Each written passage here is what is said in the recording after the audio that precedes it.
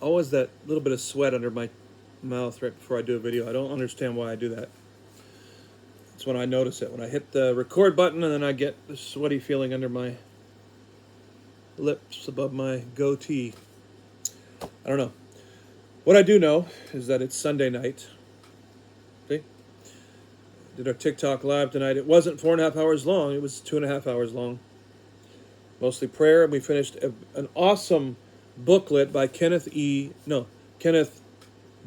Hagin. That's the son of Kenneth E. Hagin. Like Kenneth Hagin or not, well, so far that's the first booklet I've read, but it was from his son. It was really well done. I agreed with everything in there. 7 hindrances to healing.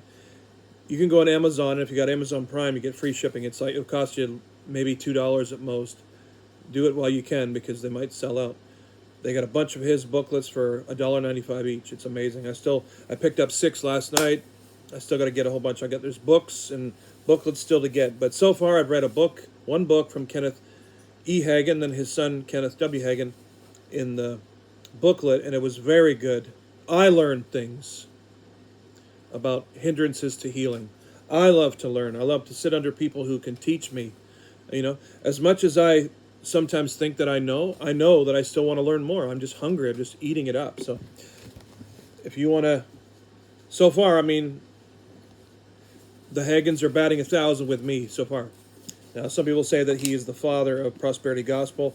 I don't know enough about that. But if that's true, hopefully that was near the end of his ministry and not the beginning, because I'm really enjoying what I'm reading so far.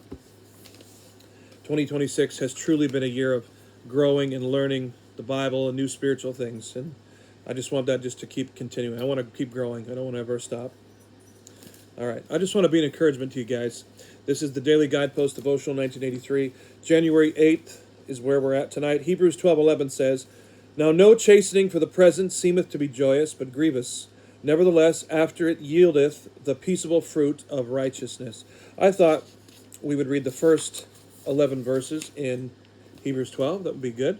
And I got my modern English version wrapped up in this nice little Bible case. It holds it in here nicely. Shouts out to my parents, everybody back home, to my teammates, to Brother Benjamin. Good to see him praying with us the other night. To Brother Dean, to Brother Dwight. Good to see Brother Dwight on the TikTok live tonight. Brother Chris in Louisiana. If you ever watch this, man, I've been praying for you, man. I love you. I'll pray for you tonight. I've been praying for you today. When I think of it, I pray for you and your family. Just know that, man. The discipline of the Lord. Good heading. Chapter 12 of Hebrews, verse number 1. "Therefore, since we are encompassed with such a great cloud of witnesses, let us also lay aside every weight and the sin that so easily entangles us, and let us run with endurance the race that is set before us." Good for us all. We got a race to run. Let's run it. "Let us look to Jesus, the author and finisher of our faith." Satan is not the author and finisher of our faith. Jesus is.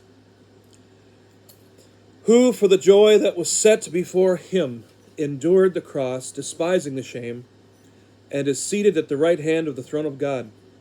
For consider him who endured such hostility from sinners against himself, lest you become weary and your hearts give up." Brother and sister in Christ, don't ever give up. Keep holding on. "You have not yet resisted to bloodshed while striving against sin, and you have forgotten the exhortation addressed to you as sons. My son, do not despise the discipline from the Lord, nor grow weary when you are rebuked by him. For whom the Lord loves, he disciplines and scourges every son whom he receives." Endure discipline. It's good for me. It's good for you. God is dealing with you as with sons. For what son is there whom a father does not discipline? If you are without discipline, of which everyone has partaken, then you are illegitimate children and not sons. Furthermore, we have human fathers, and they corrected us, and we gave them reverence. Shall we not much more be subject to the Father of spirits and live? I love that verse when they call him the Father of spirits. "For they indeed disciplined us for a short time according to their own judgment, but he does so for our profit, that we may partake of his holiness. Now no discipline seems to be joyful all the time, but grievous. Yet afterward it yields the peaceful fruit of righteousness in those who have been trained by it. All right. Some good reading. January 8th. The other day, sitting quietly on our little dock that overlooks a tidal creek, I saw a mother raccoon lead her 3 babies out of the tall grass on the far side of the creek and onto a fallen tree that stretched out to deep water. She dove in gracefully and swam around, chirring at the little ones, coaxing them to join her. They just looked dismayed. Obviously, they had never tried to swim. This was to be their first lesson. I've never seen a raccoon swim. The mother climbed back up on the tree, took one baby in her mouth, and swam across the creek with it. She did the same with the second. The third waited expectantly for his free ride, but nothing happened. The mother called to him from the far bank. She didn't go back to him. He grew increasingly agitated, crying piteously and dipping one timid paw into the tide. The mother's answering calls became fainter.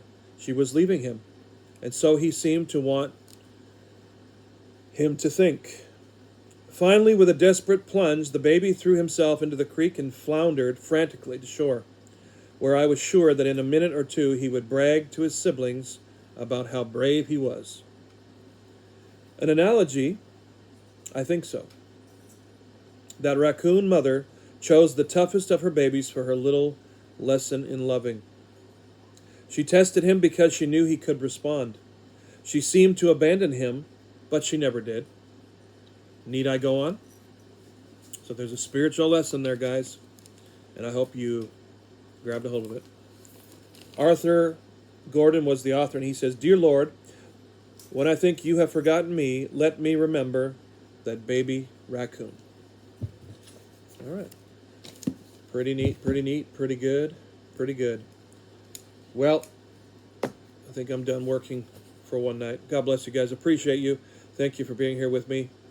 I would ask you to pray for a brother, but by the time you see this, he can always use prayer. His name is Brother Dean. I've said hello to him on some of the videos, but he needs prayer. He's going through something right now. He's a dear brother in the Lord. Looking forward to meeting him one day.